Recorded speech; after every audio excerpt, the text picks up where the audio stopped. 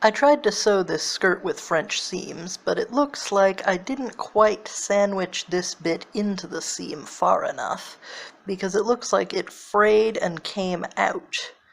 So I am going to go along the popped seam with a blanket stitch to finish the edge, and then I am going to use a slip stitch, also called a ladder stitch, to reattach it.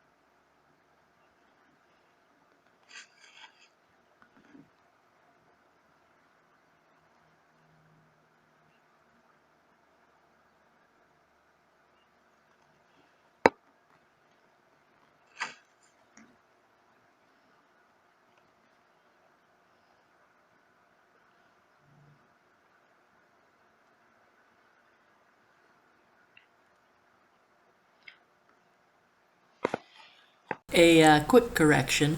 I said at the start of the video that it was a French seam. It is actually a felled seam. I did not turn the two seam allowances in together. What I did was I used the selvage edge of the one fabric to wrap around the raw edge of the other.